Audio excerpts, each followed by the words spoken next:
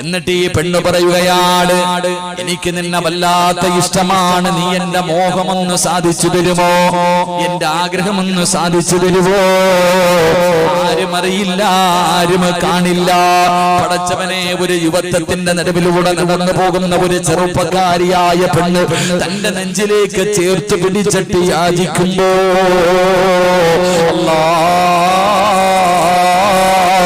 ചെറുപ്പക്കാരൻ ചെയ്തതെന്തെന്നറിയോടാ പൊന്നുമോനെ? അവിടെന്ന് പൊട്ടിക്കരയുകയാണ്. അല്ലാഹുവേ, ഞാൻ നരകത്തിലായി പോയല്ലോ, ഞാൻ വ്യഭിചാരിയായി പോയല്ലോ, ഞാനൊരു പാപിയായി പോയല്ലോ. അവിടെന്ന് പൊട്ടിക്കരഞ്ഞങ്ങ് ബോധം കെട്ട് താഴെ വീഴുകയാ. ഒരു പെണ്ണ് തന്റെ ശരീരത്ത് പിടിച്ചിട്ട് ആഗ്രഹം സാധിപ്പിച്ചു തരാ യാചിക്കുമ്പോ അവിടെന്ന് വ്യഭിചാരിയായി പോയെന്ന് കരുതിയിട്ട് അല്ലാഹുവിനെ കുറിച്ച് പേടിച്ചിട്ട് അവിടെന്ന് തലകെട്ടതാ തലകറങ്ങി താഴെ വീഴുകയാണ്. പെണ്ണവിടെ ഇട്ടിട്ട് ഓടി രക്ഷപ്പെടുകയാണ്. ചെറുപ്പക്കാരൻ ബോധമില്ലാതെ വഴിയിൽ കിടക്കുന്നു. അവസാനം വഴിയാത്രക്കാര് കണ്ടു. അവിടെന്ന് ചുമന്നുകൊണ്ട് വീട്ടിലേക്ക് കൊണ്ടുപോയി. പ്രായം ചെന്ന ബാപ്പാടെ മുന്നിൽ തന്റെ പൊന്നാര മകനെ കൊണ്ടുവന്ന് കിടത്തി. ബോധം തിരിച്ചു വന്നപ്പോ വാപ്പ ചോദിക്കുന്ന, മോനെ, എന്താണ് നിനക്ക് സംഭവിച്ചത്? വാപ്പാ, എന്റെ ദുനിയാവും ആഖിറവും പോയി വാപ്പാ, ഞാൻ വ്യഭിചാരിയായി പോയി വാപ്പാ, ഞാൻ തെറ്റുകാരനായി പോയി വാപ്പാ. ചെറുപ്പക്കാരൻ അവിടെ നിന്ന് കരഞ്ഞുകൊണ്ട് പറയുകയാ, എല്ലാം പറഞ്ഞു കൊടുത്തു. ഒരു പെണ്ണ് പാതിരാത്രിയിൽ എന്റെ ശരീരത്തെ കയറി പിടിച്ചു. വാപ്പ എവിടെ നിന്ന് പറഞ്ഞു, മോനെ, നീ അങ്ങോട്ട് പിടിച്ചതല്ലല്ലോ, ആ പെണ്ണ് ഇങ്ങോട്ട് പിടിച്ചതാണല്ലോ.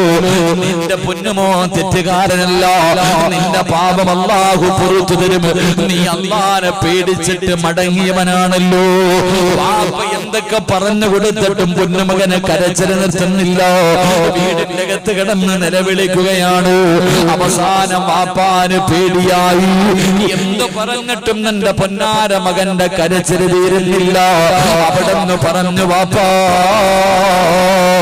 ഇതിന്റെ മസാല ഉമർ തങ്ങളോട് ചോദിക്കൂ, ഉമർ തങ്ങളോട് ചോദിക്കൂ, എങ്കിലേ എനിക്ക് സമാധാനമാകൂ. അവസാനം വാപ്പ ഉമർ തങ്ങളുടെ മുന്നിൽ പോയി നടന്ന കാര്യങ്ങൾ മുഴുവനും പറഞ്ഞു കൊടുത്തു. ഉമർ തങ്ങളും പറഞ്ഞു, തെറ്റു പെണ്ണിന്റെ ഭാഗത്താ, അല്ലാഹു പുറത്തു കൊടുക്കുമെന്ന് ഇവിടെന്ന് പറയുമ്പോ വാപ്പ വീട്ടിലേക്ക് മടങ്ങി വരുമ്പോ കാണുന്ന രംഗമെന്തെന്നറിയുമോ? സുബ്ഹാനല്ലാഹ്, തന്റെ പൊന്നാര മകന്റെ മയ്യിത്താ.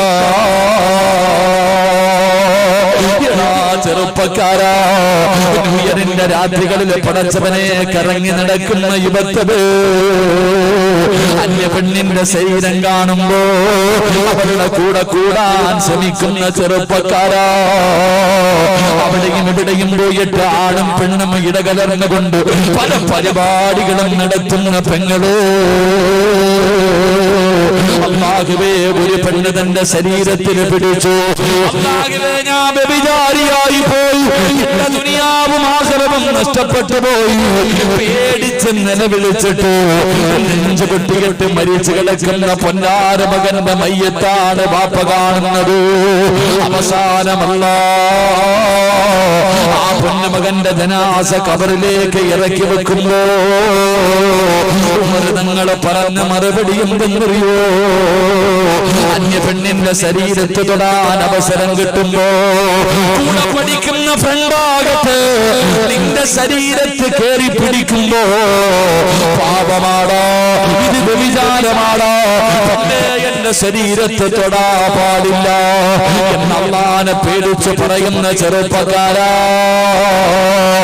സഹോദരന്റെ ഭാര്യയാകട്ടെ, കുടുംബത്തിലാകുന്ന പെണ്ണുങ്ങളാകട്ടെ, തൊടുന്നത് പാപമാടോ, അത് വ്യഭിചാരമാടോ, എനിക്ക് റബ്ബിനെ പേടിയാണെന്ന് പറയണം പൊന്നുമോനെ. സഹോദരന്റെ ഭാര്യ ബൈക്കിന്റെ പുറകില് കയറിയിരിക്കുമ്പോ കഥാ കുടുംബത്തില് അകന്ന പെണ്ണുങ്ങള് ബൈക്കിന്റെ പുറകിൽ കയറുമ്പോ പറയണം, എന്റെ ശരീരത്തിൽ